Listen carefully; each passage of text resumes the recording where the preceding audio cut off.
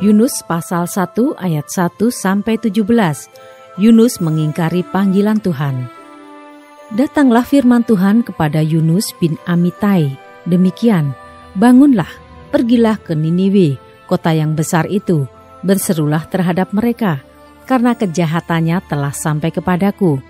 Tetapi Yunus bersiap untuk melarikan diri ke Tarsis, jauh dari hadapan Tuhan. Ia pergi ke Yafo dan mendapat di sana sebuah kapal yang akan berangkat ke Tarsis.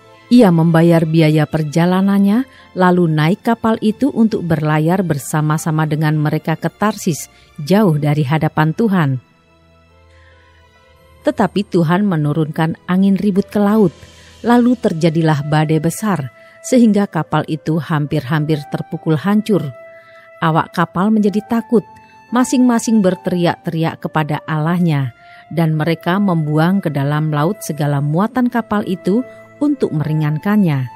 Tetapi Yunus telah turun ke dalam ruang kapal yang paling bawah dan berbaring di situ, lalu tertidur dengan nyenyak.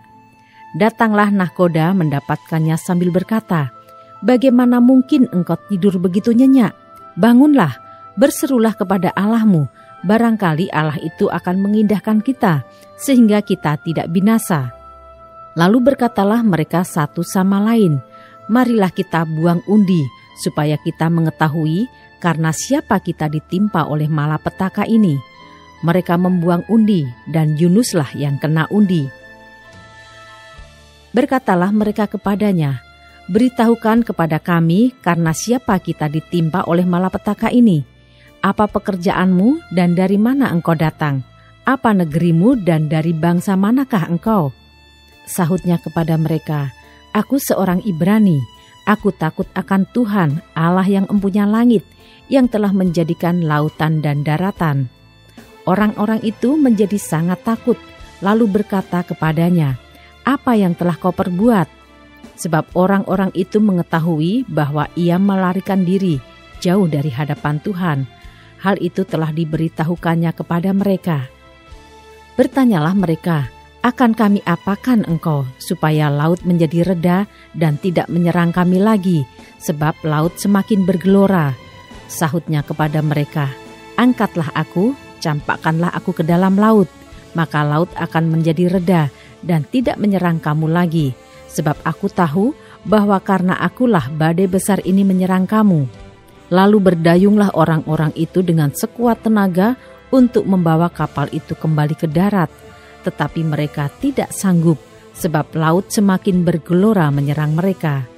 Lalu berserulah mereka kepada Tuhan, katanya, "Ya Tuhan, janganlah kiranya Engkau biarkan kami binasa karena nyawa orang ini, dan janganlah Engkau tanggungkan kepada kami darah orang yang tidak bersalah, sebab Engkau Tuhan telah berbuat seperti yang Kau kehendaki." Kemudian mereka mengangkat Yunus, lalu mencampakkannya ke dalam laut, dan laut berhenti mengamuk. Orang-orang itu menjadi sangat takut kepada Tuhan, lalu mempersembahkan korban sembelihan bagi Tuhan, serta mengikrarkan nazar. Maka atas penentuan Tuhan, datanglah seekor ikan besar yang menelan Yunus, dan Yunus tinggal di dalam perut ikan itu 3 hari 3 malam lamanya.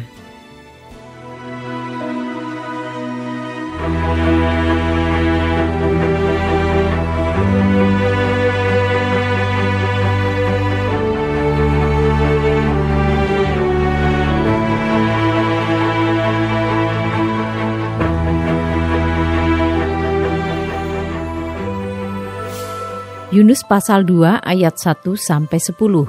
Doa ucapan syukur Yunus. Berdoalah Yunus kepada Tuhan Allahnya di dalam perut ikan itu. Katanya, "Dalam kesusahanku aku berseru kepada Tuhan, dan Ia menjawab aku. Dari tengah-tengah dunia orang mati aku berteriak, dan Kau dengarkan suaraku. Telah Kau lemparkan aku ke tempat yang dalam, ke pusat lautan, lalu aku terangkum oleh arus air. Segala gelora dan gelombangmu melingkupi aku. Dan aku berkata, telah terusir aku dari hadapan matamu. Mungkinkah aku memandang lagi bait-Mu yang kudus? Segala air telah mengepung aku, mengancam nyawaku. Samudra raya merangkum aku. Lumut lautan membelit kepalaku di dasar gunung-gunung. Aku tenggelam ke dasar bumi, pintunya terpalang di belakangku untuk selama-lamanya. Ketika itulah Engkau naikkan nyawaku dari dalam liang kubur, ya Tuhan Allahku. Ketika jiwaku letih lesu di dalam aku, teringatlah aku kepada Tuhan, dan sampailah doaku kepadamu ke dalam bait-Mu yang kudus. Mereka yang berpegang teguh pada berhala kesia-siaan, merekalah yang meninggalkan Dia, yang mengasihi mereka dengan setia. Tetapi aku, dengan ucapan syukur akan kupersembahkan korban kepadamu. Apa yang kunasarkan akan kubayar. Keselamatan adalah dari Tuhan. Lalu berfirmanlah Tuhan kepada ikan itu, dan ikan itu pun memuntahkan Yunus ke darat.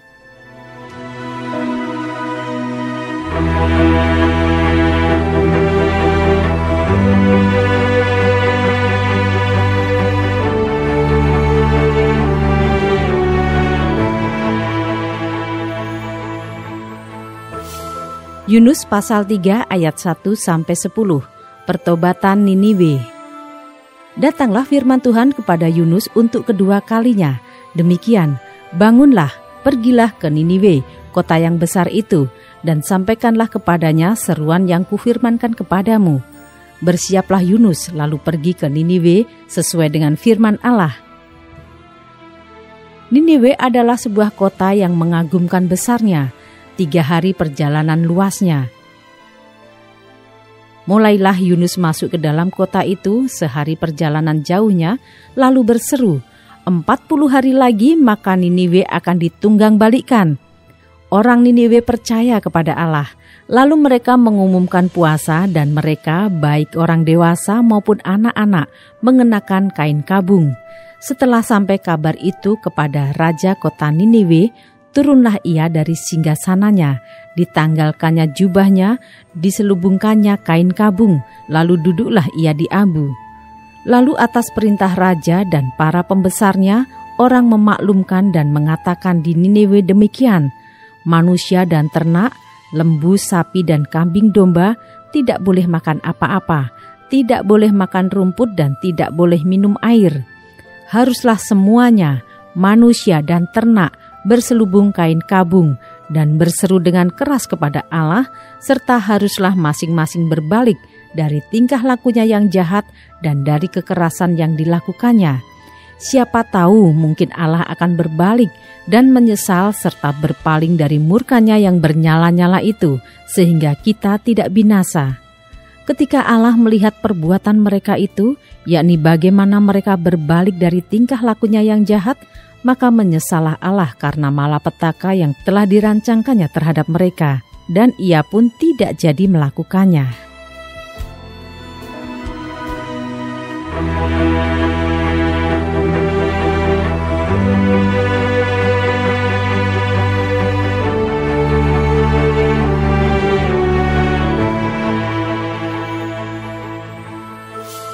Yunus pasal 4 ayat 1-11. Yunus belajar menginsafi bahwa Allah mengasihi bangsa-bangsa lain. Tetapi hal itu sangat mengesalkan hati Yunus, lalu marahlah ia, dan berdoalah ia kepada Tuhan, katanya, "Ya Tuhan, bukankah telah kukatakan itu ketika aku masih di negeriku?